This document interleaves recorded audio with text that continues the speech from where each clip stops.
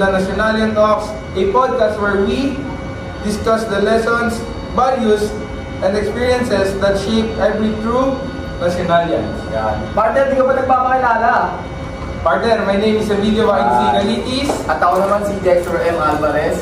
And for today's episode, we'll talk about one important question. At ito po pala yung mga guests natin, magpakilala kayo.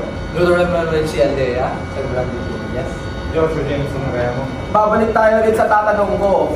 What truly makes a Nationalian in today's generation?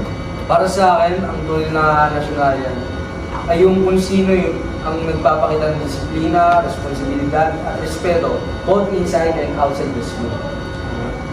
Sa totoo lang, umaagree ako din eh. Kasi, as a nationalian, di na naman about sa grades yung ano natin, di ba? Meron din tayo sa good morals natin bilang estudyante. And yung pag-aaral natin sa values. That's true, ah. Tama naman yun. And the Nationalian course teaches us that values are just important than academic excellence. Para sa akin, ang pagtulong sa mga klase natin, halimbawa sa inyo, tulungan ko kayo. Tsaka pagrespeto sa mga teachers. And maging responsable ka lang sa lahat ng ginagawa mo. Siguro yun sa paraan na yun, may consider ka na full nationalian. Tama yan. Parang kasi kailangan kasi natin na respeto. Tama?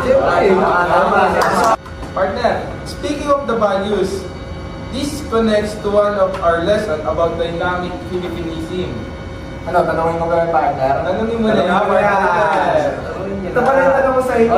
Sana masagot yun ng tama. Matik yan, boss! How does dynamic Philippinism relate to students now?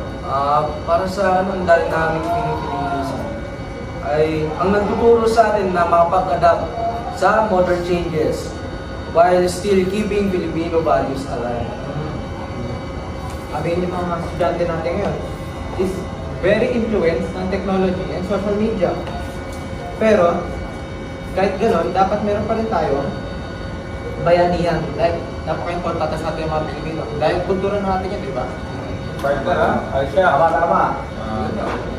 For our guest number 3, Mr. Joshua Remo, do you think students today still practice those values? Some students still do. Mas lalo na yung mga tumutulong sa mga klase nila kapag group project o kapag nahihirapan ng mga klase nila. Tulungan lang, pataas. Tama naman, tulungan pa rin tayo at dito pa rin nagpapakita ang ano pa rin natin na yung Philippinism natin is relevant pa rin ngayon sa ngayong Okay. Ano?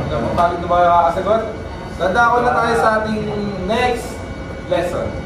Another lesson that is inspired many students in this story and life principles of Mr. Henry C. Yan. Pag-usapan naman natin si Henry C. Okay. Pagdating naman kay Henry C, ko naman nasasagot, partner. Okay. Ito naman yung tanong ko sa'yo.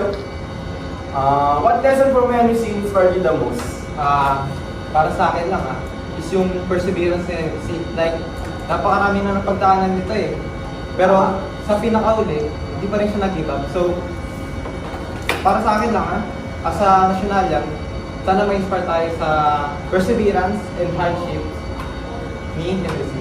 Like, sa totoo lang. Ikaw naman, ano masasabi mo? Ano ulit yung question, partner? Pag-ibig mo lang bigyan ka ba? Hindi naman! Hindi ko na naano eh. Pasensya na. Ito ay ulit yung tanong. What lesson from Henry C inspired you the most? Okay. I also learned the importance of discipline and consistency. Success doesn't happen overnight. Okay, partner. Ako na bala Sige, sa sige. Ako na bala sa Medyo tahimik siya. Okay, Mr. Joshua Remo. How can students apply these principles in everyday life? Student can apply them by managing their time well. Studying hard and stay focused. Focus lang ba sa goal? Dapat nandun ka kung saan ka pupunta. At iwan mo, pati pamilya. Uy! Focus ka sa Iwan pati pamilya? Gusto ko yan! Yan, tama naman yun. Iwanan mo yung pamilya mo. Tira ka lang ng tira. Ayun yung pinaka-importante yung mga Partner, meron akong gustong tanong lang. Sisingit ko lang kumbaga sa Tanungin mo lang. Okay. Now, let's have a quick question for everyone. What do you think is the hardest value for students to practice today? Mauna Mr. Lutor. Para sa akin, the hardest value for students to practice today, disiplina siguro. Mahirap ba yun? Siyempre, sa panahon natin ngayon ang daming mga tamad, di ba? Isa ka ba doon? Hindi, siyempre. Disiplinado tayo. Yung isa naman, Para sa akin lang time management eh. Kasi alam mo naman tayo mga estudyante, di ba? Halos tamad na nagka-cram. Lagi nagka-cram, like wala tayong time management eh. Wala tayong value student so totoo lang time management sa akin. sa akin naman ay consistency. Sa lahat ng mga bagay na ginagawa mo, dapat consistent ka. Kunyari, asking ka ng asking. Ba't naman ganito? Asking ka ng asking, hindi yung patulog-tulog. Tama. Tumayo ka dyan. Tumayo ka dyan. Pwede. Tama ba yung partner? Partner, tama yan. Naniniwala naman ako sa mga sinasabi mo kasi mahirap talaga yung kung sabay-sabay katulad ng wala tayong consistency, time management, at ano yung sa'yo? Discipline, kasi wala ka doon. Boy! Meron naman, hindi mo lang alata. Ito, last na natin to. Last na segment na rin naman natin to. Okay. For our alumni legacy, ha? Another lesson discuss the legacy of any alumni. Why is this important? Guess number 2. Okay. Para sa akin lang, important to kasi kapag successful na alumni ka, marami kang na-inspire na estudyante eh. And nagbibigay ito ng positive impact sa school, lalo na di ba? Sa ating nationalyan, sa mga estudyante. Sa Mr. Joshua Remo. It reminds us that someday we will leave impact on the world.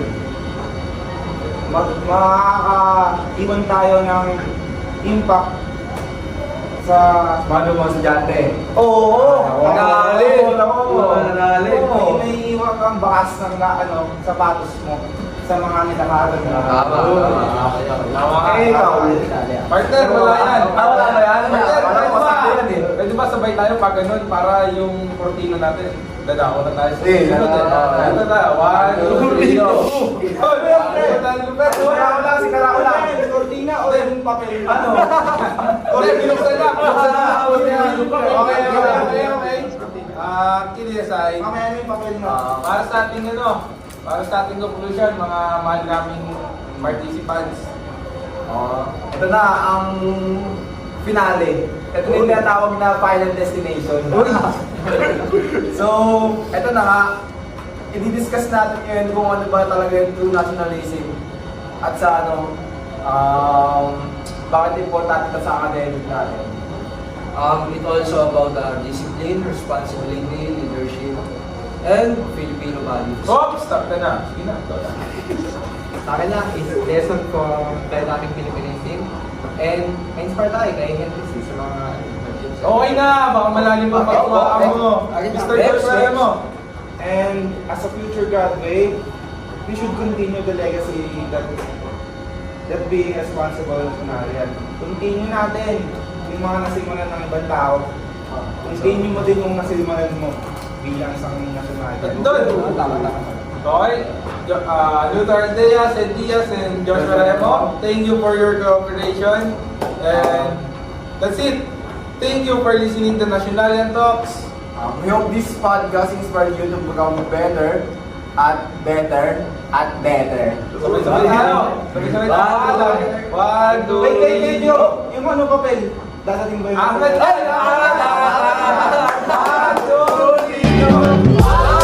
Is the loneliest number that you'll ever do. Two can be as bad as one. It's the loneliest number since the